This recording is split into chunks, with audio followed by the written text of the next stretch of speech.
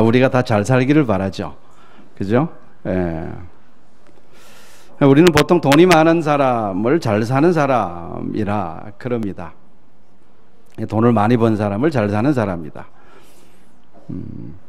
근데 돈이 많은 사람은 잘 사는 사람이 아니라 부자래요. 부자라 불러야 된대요. 잘 사는 사람은 어떤 사람이 잘 사는 사람이냐? 이 잘 산다라는 것은 사이가 좋다라는 뜻이래요. 아주 그 정의에 제가 공감을 합니다. 잘 사는 게 뭐라고요? 잘 산다는 게 뭐라고요? 사이가 좋다. 그런 뜻이래요.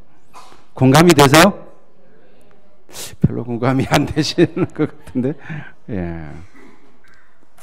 사람과 사람 사이가 좋아지려면 그것도 배워야 되겠더라고요. 요즘 제가 김창욱 교수의 강의를 즐겨 듣습니다. 그분 강의 들어보셨어요? 그분 강의를 들으면 제가 참 많이 배워요. 특별히 저한테는 많은 도움이 되는 것 같아요. 부부 사이가 안 좋아서 결국은 서로 헤어지는 경우가 있죠. 그분의 강의 중에 재밌는 거에 있어가지고 하나 좀 인용하려고 합니다. 그러니까 결국 부부가 이렇게 사이가 안 좋아져가지고 결국 이렇게 헤어지게 될 때 마지막에 늘 흔히 하는 말이 뭡니까? 뭐 때문에 헤어졌다 그래요? 성격 차이 때문에 헤어졌다. 보통 흔히 그렇게들 말을 합니다. 그러니까 성격 차이라는 말은 서로 말이 안 통한다는 거죠. 서로 말이 안 통하고 또 대화가 안 된다는 것은 그분의 표현에 의하면은 일상의 감정 순환이 안 된다는 뜻이래요. 감정 순환이 안 된다는 것은 그러니까 내가 내 감정을 말했을 때 상대방이 받아주지 않는다는 거예요. 그래서 서로 소통하지 못하고 그것이 이제 너무 이렇게 굳어지고 오래되면은 헤어질 수도 있게 되는 거죠. 서로 감정 순환이 안 된다. 예를 들면 이런 겁니다. 아내가 남편에게 여보 나 요즘 갱년기인가 봐. 나 요즘 막 열도 너무 많이 나고 막 애들 보는 것도 다 괜찮고 다 싫래. 그랬을 때 남편이 이렇게 이야기하면은 부부 사이에 관계가 창조된대요. 남편이 어떻게 이야기를 하냐 그러면은 당신 너무 요즘 힘들어 보인다. 정말 힘들어 보여. 그 애들 다 컸잖아 이제. 애들 그냥 좀 내버려 두고 당신 몸 챙겨. 이렇게 이야기하면은 아내분들 어떠세요? 아내분들 마음속에서 뭔가가 이렇게 창조가 된대요. 그럴 것 같아요. 그게 소통이래요. 단순한 거랍니다. 사람과 사람 사이의 소통은 어떻게 보면 굉장히 단순한 건데 우리가 그 단순한 거를 모르는 거죠. 근데 이렇게 말하는 남편, 사실 우리나라 남편들은 대다수 이렇게 이야기하는 것 같아요. 아내가 여보 나 요즘 갱년기인가 봐. 내가 너무 힘들어. 그러면은 어떻게 대응하냐 그러면은 힘들어? 살 빼야 되는 거 아니야 그거? 힘들다면서 계속 쪄? 막 이렇게 뛰어. 나가서 뛰어. 이 사람아 좀 뛰어 이 사람아. 이렇게 반응하면은 그 아내가 그런 이야기를 남편에게 했을 때는 뭐 큰 걸 원하는 게 아닌데 그걸 잘 이렇게 그 감정을 받아주지를 못하는 거죠. 그래서 점점 이렇게 관계가 소원해지고 소통이 안 되는 거다. 더 섭섭한 거는 이런 거래요. 아내가 다른 사람의 험담을 할 때 그럴 때 있잖아요, 그죠? 제 아내는 남 험담하는 걸 제가 별로 들어보지 못했는데 어쨌든 이렇게 우리가 하다 보면 또 험담을 하게 되잖아요. 예를 들면 이런 겁니다. 저기 103동에 그 아줌마 있잖아. 그 아줌마 남편이 돈을 좀 갑자기 벌었는지 유세가 대단해. 나 그런 사람 뭐 꼴보기 싫어 죽겠어. 이렇게 이제 남 험담을 했다고 칩시다. 그러면은 남편이 이렇게 대응을 해 주어야 된다고 합니다. 자, 그럴 때는 남편들이 누구 편 들어줘야 된다고요? 아내 편 들어줘야 된대요. 우리 그거 잘 못하죠, 그죠? 우리 그거 잘 못해요. 이게 아내 편 들어줘야 되는데 그걸 잘 못합니다. 그래서 이렇게 대답을 해주는 거죠. 대응을 해주는 겁니다. 어디 가나 그런 여자들 있어. 돈 좀 벌면은 사람들이 다 그렇게 돼. 여보, 그런 사람 상종하지 마. 당신 그런 사람하고 상종하면 당신 스트레스 받아. 이렇게 이야기를 해주면은 이렇게 그 아내의 마음이 굉장히 이렇게 확 이렇게 열리죠. 그런데 거기다 대놓고 당신이 문제가 더 많아 이 사람아. 한국 남자들 대부분 그렇게 반응을 해요. 당신이 문제 더 많아 이 사람아. 내가 당신 겪어봤잖아. 막 이렇게 이야기를 하면서. 하여튼 그렇게 흔히 우리가 반응을 하죠. 그래서 너가 꼭 하는 말이 있죠. 그래놓고 나는 객관적이야 이 사람아. 나니까 당신한테 이런 이야기 해주는 거야. 항상 이렇게 마무리를 한대요. 그러면은 아내가 어떻게 생각합니까? 아, 이 남자하고는 소통이 안 되는구나. 더 이상 그런 이야기를 안 하는 거예요. 점점 대화가 줄어들 수밖에 없겠죠. 그러면서 관계가 점점 소원해지는. 그거는 뭐 반대도 마찬가지죠. 남자가 어떤 이렇게 뭔가 이렇게 마음이 무거워서 투투투덜거릴 때 아내가 그거 잘 받아줘야 되는데 잘 못 받아주는 아내들도 많죠. 그러니까 내가 술 먹지 말라 그랬잖아 이 왼수야 막 이러면서 또 이렇게 반응하는 아내들도 많습니다.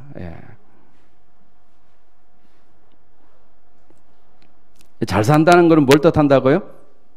사이가 좋아지는 게 좋은 것이 잘 사는 거다.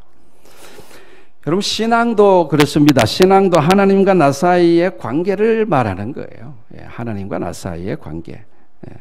그러니까 하나님과 점점 사이가 좋아지는 그것을 신앙이 좋아진다라고 이야기할 수가 있는 것이죠. 그러니까 사람과 사람 사이가 좋은 사람, 그 사람이 잘 사는 사람이라면은 하나님과 나 사이의 사이가 좋은 사람은 정말 잘 사는 사람입니다. 아멘? 동의가 되시죠? 여러분, 사람과 사람 사이가 좋아지는 것도 배워야 되지만 하나님과 사이가 좋아지는 것도요 배워야 돼요. 근데 하나님과 사이가 좋아지면요 정말 그 사람은 잘 사는 사람이고 또 하나님께서 그런 사람들에게는 또 은혜를 주셔요. 그래가지고 사람과 사람 사이도 잘 살 수 있도록 하나님께서 도와주실 줄로 믿습니다. 자, 그러면 하나님과 사이가 좋아지려면 어떻게 해야 할까요? 교회에 나와서 예배를 드리는 사람들은 기본적으로 하나님과 사이가 좋아지기를 원하는 마음이 있는 분들이라고 생각합니다. 그렇죠? 그러니까 하나님과 사이가 좋아지기를 원하니까 교회에 나오는 거죠. 뭐 그런 마음이 없다면 교회에 안 나오겠죠. 그러니까 오늘 여기에 나오신 여러분들은 기본적으로 하나님과 사이가 좋아지려는 마음이 있는 분들이라고 제가 믿고 그리고 여러분들에게 그 사이가 좋아질 수 있는 비결 하나를 제가 말씀드리려고 합니다. 물론 그것은 제가 여러분에게 가르쳐 주는 건 아닙니다. 오늘 예수님의 말씀 통해서 발견한 것을 제가 그냥 풀어서 여러분에게 전해드리는 것 뿐입니다. 자, 그 비결을 가르쳐 드리기 전에 먼저 많은 사람들이 오해하고 착각하는 것부터 말씀드려야겠습니다. 자, 보세요. 우리 지금 오늘 말씀은 예수님이 산상수훈 가운데서 하신 말씀이거든요. 근데 이 산상수훈은 그때 당시 영적인 선생이라고 이렇게 존경받던 바리새인들과 서기관들, 이런 사람들의 가르침에 대해서 예수님이 조목조목 비판하시면서 그러면서 바로잡아주는 형식으로 되어 있어요. 산상수훈이 그렇게 되어 있습니다. 왜 그 바리새인들과 서기관들의 그 가르침을 바로잡아 주려고 하시느냐? 이거 잘못됐기 때문이죠. 그건 하나님을 정확하게 아는 지식에 근거해서 가르쳐 주는 것이 아니기 때문에. 그리고 더 참 이렇게 위험한 것은 그 바리새인의 가르침에 대다수의 사람들이 그 가르침을 수긍하고 받아들이고 믿는다는 거예요. 예수님이 그것을 바로잡아 주지 않을 수가 없었던 것이죠. 그러니까 그 서기관과 바리새인의 가르침에 대해서 예수님은 정면으로 대응하시면서 너희들의 가르침이 잘못됐다라고 말씀하는 겁니다. 자, 6장 1절을 같이 볼까요? 오늘 읽지는 않았지만 성경 있는 분들 6장 1절을 보시기 바랍니다.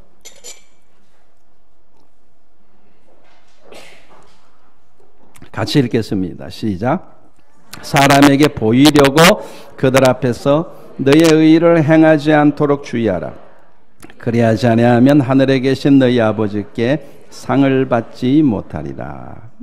의를 행하는 것 자체는 문제가 없어요. 문제는 뭐냐 그러면 사람들 앞에 보이려고 행한다라는 것이죠. 자, 그러면서 예수님은 세 가지를 예를 들어서 말씀하십니다. 첫 번째는 구제에 대해서 말씀하시고, 두 번째는 기도에 대해서 말씀하시고, 오늘 보면 그 기도에 대해서 말씀하시는 중에 나온 예수님이 하신 말씀이에요. 세 번째는 금식에 대해서 예를 들어서 말씀을 하십니다. 여러분, 바리새인들은요 구제를 참 많이 하는 사람들이었어요. 여러분들 가운데도 구제를 많이 하는 분들이 계실 텐데 그거보다 훨씬 더 많이 하는 사람들이었습니다. 구제 자체는 문제가 없죠. 구제는 의로운 행동입니다. 그때도 그렇고 지금도 그렇습니다. 구제는 의로운 행동이에요. 그런데 구제를 하긴 하는데 바리새인들은 어떻게 구제를 했냐 그러면 나팔을 불면서 했어요. 이게 무슨 말입니까? 나팔을 불며 했다는 건 무슨 말이에요? 자기 이름을 드러내고 했다는 거예요. 예. 그래서 회당과 거리에서 사람들이 다 보는 앞에서 구제를 했다는 겁니다. 기도도 그렇게 한 거예요. 기도도 사람들이 다 볼 수 있는 회당과 거리에서 큰 소리로 누구든지 저 사람은 지금 경건하게 기도하고 있구나 이거를 알 수 있도록 그렇게 기도했다는 거예요. 예. 금식도 그렇게 했다는 겁니다. 누가 봐도 저 사람은 지금 금식하고 있구나 그걸 알 수 있도록 그래서 억지로 슬픈 기색을 하고 그리고 또 이렇게 얼굴을 흉하게 찡그리고 그리고 이렇게 머리를 헝클어뜨리고 누가 봐도 저 사람은 지금 금식 중에 있다 그걸 알 수 있도록 그렇게 금식을 했다는 겁니다. 자, 그렇게 하면은 사람들로부터 인정을 받고 존경을 받을 수 있어요. 그러나 그래서 사람들에게 존경과 인정을 받을 수 있죠. 그래서 예수님은 뭐라 그러셨냐 그러면은 그 사람들에게 그 바리새인들과 서기관들이 그렇게 했다는 거죠. 그 사람들에게 그들은 자기의 상을 이미 받았다라고 예수님이 말씀하신 거예요. 그러나 그렇게 해서는 하나님으로부터 상을 받지 못한다는 겁니다. 즉 하나님께 인정받고 하나님께 칭찬받지 못한다는 거죠. 다시 말해서 하나님과 사이가 전혀 좋아지지 않는다는 뜻이에요. 여러분, 신앙생활이라는 것은 결국 하나님께 인정받기 위해서 하는 거죠. 그죠? 신앙생활은 하나님께 인정받기 위해서 하는 것인데 하나님께 인정받지 못한다면 이거 뭔가가 잘못된 거죠. 뭔가 지금 착각 속에 빠져 있는 거란 말입니다. 보세요. 여러분, 사람은요 누구나 보상받고 싶어하는 심리가 있어요. 그렇죠? 그건 저 안에도 있고 여러분 안에도 있어요. 보상받고 싶어하는 심리가 있단 말입니다. 그래서 자신의 착한 행동 그리고 의로운 행동 그거에 대해서 누가 좀 알아주기를 바라고 칭찬해 주기를 바라고 인정해 주기를 바라요. 우리가 착각하는 것이 여기에 있습니다. 자, 뭘 우리가 착각하냐 그러면요, 잘 들어보세요. 보상받고 싶어하는 심리가 충족된 것을 그것을 하나님의 보상으로 착각하기 쉽다는 거예요. 착각한다는 거예요. 그래서 바리새인들이 그 착각을 했고 오늘날 우리도 그 착각에 빠지기 쉽다는 겁니다. 제가 가난한 누군가에게 물질적인 도움을 줬어요.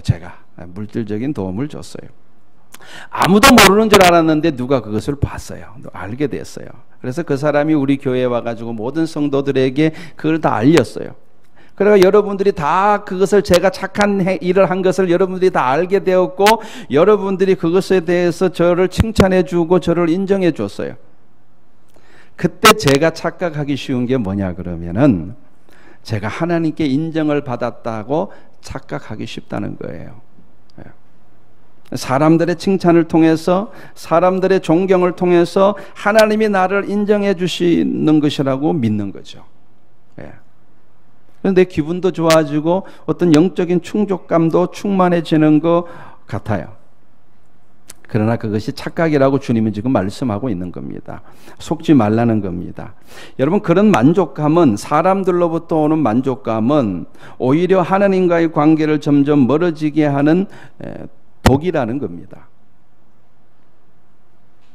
만족감에 취해가면 취해갈수록 사람은 점점 더 외식하는 사람이 되어가기 때문에 그렇습니다.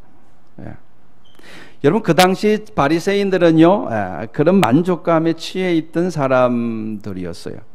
누구든지 자기들을 보면 칭찬해 줬어요.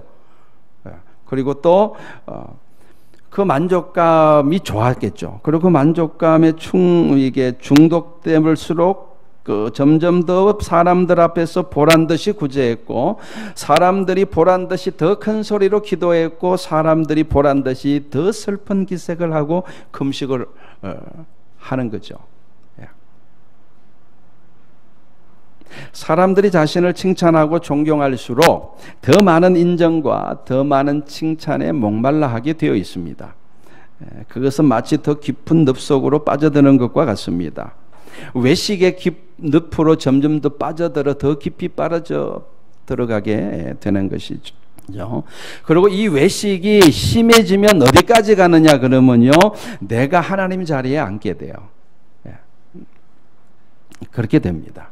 그래서 나는 나중에는 어떤 괴물로 변하게 되냐 그러면요, 나는 마땅히 칭찬받아야 될 존재라고 생각하게 되게 돼요. 그런 지경까지 갑니다. 그거는 하나님 보실 때 괴물이 되어가는 거죠. 나는 당연히 칭찬받아야 될 사람으로 스스로를 그렇게 착각하게 되는 거죠. 그리고 조금이라도 나를 비판하는 사람은 견딜 수 없는 분노가 치밀어 오르게 됩니다. 이 빠져나올 수 없는 늪에 빠지기 쉬운 사람이 종교 지도자들이에요. 늘 사람들로부터 떠받들여 칭찬받고 살고 이렇게 존경받고 살아가는 사람일수록, 지도층에 있는 사람일수록 이 늪에 빠지기가 쉽습니다. 쉬워요.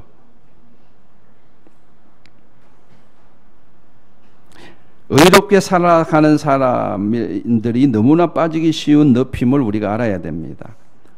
그리고 어떻게 착각하고 살아가느냐 그러면, 자신은 분명히 하나님을 잘 믿고 있고 하나님으로부터 인정받고 있고 하나님으로부터 칭찬받고 있다고 그렇게 믿고 살았는데, 알고 보니까 자신이 회칠한 무덤이 되어가고 있더라는 거예요. 몰라요.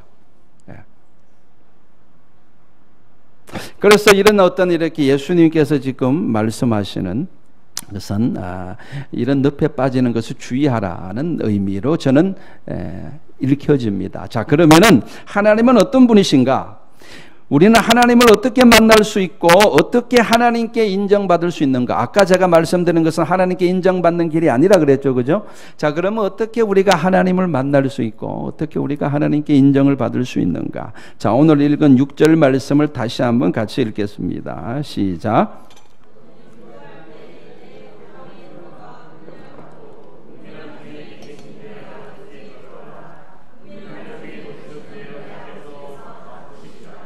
예수님은 하나님에 대해서 말씀하시기를 하나님은 은밀한 중에 계신 하나님이다, 이렇게 소개하고 있습니다. 이것은요, 하나님이 특별히 비밀스러운 것을 좋아하시는 분이시다라는 의미는 아닌 것 같아요. 우리가 그런 단순한 의미는 아닌 것 같고, 은밀한 중에 계신다라는 것은 하나님의 존재 방식에 대해서 말씀하시는 것이라고 저는 이해되어집니다. 하나님의 존재 방식, 이것은 하나님에 대한 비밀이에요. 그런데 하나님에 대한 비밀인데 하나님의 아들이신 예수께서 우리에게 알려주시는 겁니다. 여러분, 하나님이 어떤 분이시라는 것을 누가 제일 잘 알겠어요? 하나님의 아들이신 예수께서 제일 잘 아시겠죠. 예수님은 어떤 철학가나 어떤 사상가들처럼 자신의 어떤 삶을 통해서, 경험을 통해서 깨달은 바를 우리에게 전해주시는 것이 아니에요. 자신의 어떤 깨달음 또는 자신의 견해, 자신의 사상에 대해서 우리에게 전해주시는 것이 아닙니다. 그러니까 아래에서 위를 쳐다보고 위는 저럴 거야. 위는 천국을 말하는 거죠. 천국은 이러이러할 거야 라는 자신의 견해에 대해서 우리에게 말씀해 주는 것이 아니에요. 예수님은 어떤 분이십니까? 위에서 아래로 내려오신 분이에요. 그래서 그분이 우리에게 알려주시는 것은요, 천국에 대한 내부 정보예요. 인사이드 인포메이션을 우리에게 알려주시는 겁니다. 그래서 그분의 말씀은 진리인 거예요. 이해가 되시죠? 그러니까 예수님이 지금 하나님에 대해서 우리에게 지금 우리가 모르는 하나님에 대한 비밀을 알려주시는데, 하나님은 은밀한 중에 거하시는 하나님이시다. 이 인사이드 인포메이션을 우리에게 알려주고 계신 거예요. 이건 정확한 겁니다. 이건 진리예요. 자, 그럼 은밀한 중에 계시다는 말씀이 무슨 뜻인지 우린 깊이 생각해 봐야 합니다. 자, 아까도 말씀드렸지만 은밀한 중에 계신 하나님이라는 것은 하나님의 존재 방식 또는 하나님의 본질에 대한 말씀이라고 봐야 합니다. 그러니까 아까도 말씀드렸듯이 하나님은 은밀스러운 것을 좋아하신다라는 말이 아니라 하나님의 존재 방식 자체가 은밀하시다는 뜻이에요. 자, 이제 쉽게 말씀드리겠습니다. 은밀하다라는 것은 쉽게 말해서 하나님과 나만 아는 공간이 있다는 거예요. 이해가 되시죠?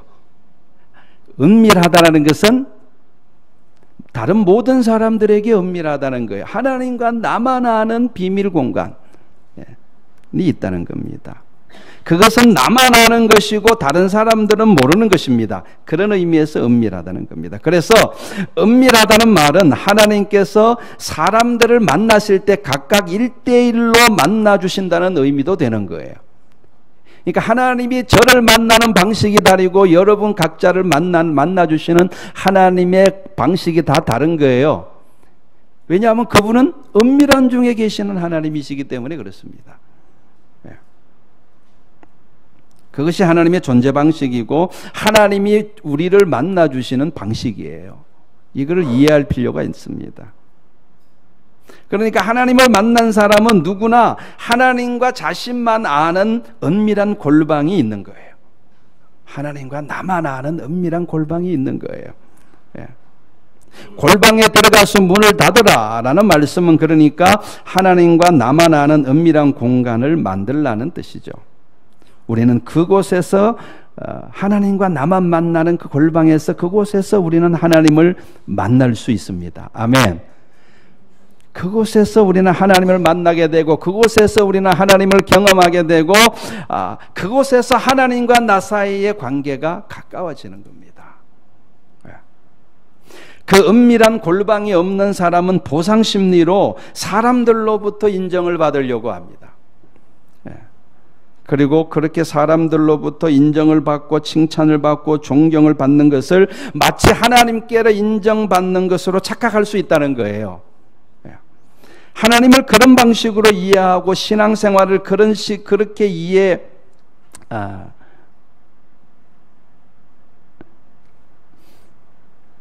이해해버리면 얼마나 위험한지 아실 겁니다. 평생 의롭게 산다고 살았는데, 그리고 사람들로부터 인정과 존경을 받고 살았는데, 그래서 하나님으로부터 인정받고 산 인생이라고 나름대로 자부하고 살았는데, 실상은 나는 하나님과 단 한 번도 만난 적이 없었던 거예요. 그럴 수 있어요, 여러분들. 우리의 신앙생활이 그럴 수 있다는 거예요. 나는 사람들로부터 인정을 받고 그 사람들의 인정과 존경을 통해서 그것이 곧 하나님이 나를 인정하시는 것이라고 나는 생각을 했는데, 알고 보니까 나는 단 한 번도 골방에서 하나님과 만난 적이 없는 거예요. 하나님을 몰라도 너무 모른 거예요. 하나님은 은밀한 중에 계신 하나님이라는 것을 몰랐던 거예요. 하나님의 존재 방식을 몰랐던 거예요. 하나님의 본질에 대한 이해가 없었던 거죠. 그래서 예수님이 이걸 알려주시는 거예요. 하나님은 은밀한 중에 계시는 분이십니다. 이것을 꼭 기억하시기를 바랍니다. 그러니까 하나님과 나만의 1대1의 관계라는 거예요. 하나님은 모든 사람들을 그렇게 1대1로 만나주십니다. 하나님은 그렇게 존재하시고 그렇게 우리를 만나주시는 거예요. 예. 그것은 마치 부부관계와 같은 것입니다. 비유하자면 부부관계와 같은 것입니다. 여러분, 부부관계는 은밀한 관계죠. 그렇죠? 이 세상에 오직 나와 내 아내만이 아는 만남이 있고 나와 내 아내만이 아는 경험이 있고 비밀이 있는 거예요. 그거는 어느 누구도 알 수 없고 알 수 없는 거죠. 예. 그건 다른 사람들과 공유할 수도 없고 공유할 필요도 없고 그것은 다른 사람들로부터 인정받을 필요도 없는 거예요. 그렇죠? 그렇죠. 그러니까 은밀한 거죠. 어떤 사람들은요, 자신의 부부관계가 건강하고 행복하다는 것을 일부러 겉으로 과시하는 사람들이 있어요. 그런데 그런 사람들일수록 부부관계가 좋지 않을 가능성이 많아요. 네, 보상 심리에 따라서 그렇게 반작용으로 나타나는 것일 수 있는 것입니다. 오히려 부부관계가 건강하고 행복할수록 겉으로 잘 드러내지 않습니다. 드러낼 필요가 없으니까요.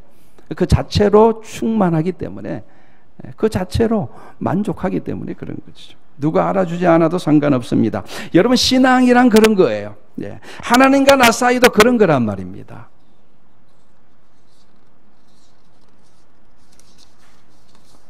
하나님은 은밀한 중에 계시는 하나님이십니다. 즉 하나님과 나 사이는 1대1의 관계고 그것은 그 누구와 비교할 수도 없고 비교할 필요도 없는 거예요. 다른 사람이 나의 신앙에 대해서 판단할 수 없습니다. 그것은 은밀한 것이기 때문에, 하나님과 나만 아는 것이기 때문에 다른 사람들이 평가할 수도 없고 참견할 수도 없습니다. 그죠? 오직 하나님과 나만의 비밀의 은밀한 것이기 때문에 그렇습니다. 자, 부부관계를 통해서 아까 제가 부부관계를 잠깐 예를 들었는데 은밀하다는 의미를 좀 더 깊이 들여다보겠습니다. 여러분, 부부관계가 건강하고 행복하려면 어떻게 해야 돼요? 서로 감추는 것이 없어야 돼요. 서로에게 정직해야 돼요. 그래야지 그 부부관계가 더 건강해질 수 있고 더 행복해질 수 있습니다. 제 아내는요, 저에 대한 모든 것을 다 알고 있습니다. 제 단점에 대해서도 알고 있고 저의 허물에 대해서도 알고 있습니다. 제 자식들이 모르는, 오직 저와 제 아내만이 알고 있는 은밀한 공간이 있습니다. 이거 있어요. 나와 하나님과의 관계도 이와 같다는 겁니다. 여러분, 하나님을 만나시기를 원하십니까? 하나님 앞에서 정직해야 됩니다. 하나님 앞에서 진실해야 됩니다. 하나님 앞에서 감추는 게 있어서는 안 됩니다. 그러면 하나님과 나 사이의 관계가 진전되지 않습니다. 하나님을 만날 수도 없고, 왜냐하면 골방이 안 생기니까 하나님을 만날 수도 없고 하나님을 경험할 수도 없게 됩니다. 사도 요한의 말을 들어보시길 바랍니다. 사도 요한일서 1장 8절에 사도 요한은 이렇게 말합니다. 만일 우리가 죄가 없다고 말하면 스스로 속이고 진리가 우리 속에 있지 아니할 것이요, 만일 우리가 우리 죄를 자백하면 그는 미쁘시고 의로우사 우리 죄를 사하시며 우리를 모든 불의에서 깨끗하게 하실 것이다. 이렇게 말합니다. 그러니까 하나님과 나 사이의 골방에 들어가서 거기서 우리는 정직하게 하나님 앞에서 나의 죄를 자백해야 됩니다. 나의 모든 어떤 이렇게 모습들을 정직하게 드러내야 됩니다. 나의 속에 있는 모든 것들을 하나님은 다 아시는 분이거든요. 다시 말해서 하나님을 만나려면요, 하나님 앞에서 진실해야 됩니다. 진실해야 돼요. 여러분, 자신의 진실된 모습과 마주치는 것은 고통스러울 수 있어요. 자신의 모든 치부를 다 드러내고 자백한다는 것은 사실 용기가 필요합니다. 하나님 앞에서라 할지라도 그래요. 그래서 사람들이 사실은 그것이 두려워서 사실은 하나님 앞에서 단 한 번도 정직하게 써본 경험이 없을 수 있어요. 그런 사람에게는 은밀한 골방이 형성되지 아니하고 하나님과의 관계가 진전되지 않습니다. 하나님을 만나는 경험도 없겠죠. 그리고 그에 대한 보상을 다른 데서 찾으려고 합니다. 바리새인들이 그랬다는 거예요.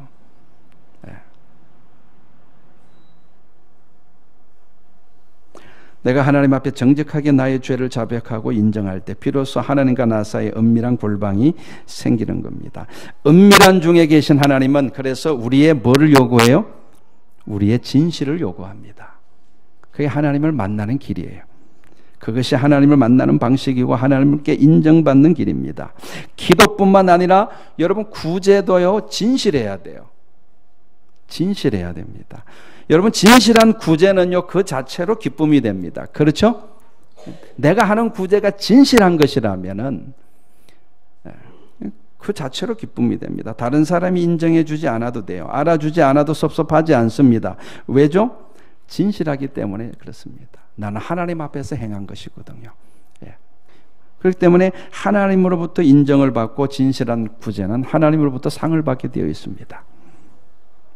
여러분 오직 진실함만이 서로 간에 진정한 소통을 가능케 한다는 것을 기억하시길 바랍니다. 그건 사람과 사람 사이도 마찬가지죠. 그렇죠. 사람과 사람 사이도 그렇고 하나님과 나 사이도 그렇습니다. 우리는 하나님 앞에서 진실해야 합니다. 그것이 은밀한 중에 계신 하나님을 만나는 길임을 여러분들 믿으시기를 바랍니다. 자, 이제 말씀을 마무리하도록 하겠습니다. 은밀한 중에 계신 하나님과 나만의 공간인 골방이 있는 사람, 그 사람은요 쉽게 흔들리지 않습니다. 흔들리지 않아요. 다른 사람들의 말에 흔들리지 않습니다. 다른 사람들이 나에 대해서 뭐라 그러는 것에 대해서 흔들리지 않아요. 왜 그렇습니까? 나는 이미 하나님을 만나고 있고 하나님으로부터 힘을 공급받고 있고 하나님으로부터 인정받고 있기 때문에 그것은 다른 사람들이 모르는 거예요. 그러나 나는 알아요. 그것이 있는 사람. 다른 사람들의 말에 휩쓸리지도 않고 흔들리지 않습니다. 그리고 내 삶의 환경의 변화에도 그렇게 흔들리지 않습니다. 내 삶의 환경이 어떻게 변하든 그것과 관련 없이 하나님과 나와의 만남이 있기 때문에 흔들리지 않을 수 있는 것이죠. 그리고 하나님과의 골방이 있는 사람은요 자신의 삶을 있는 그대로 받아들일 수 있는 힘이 생깁니다.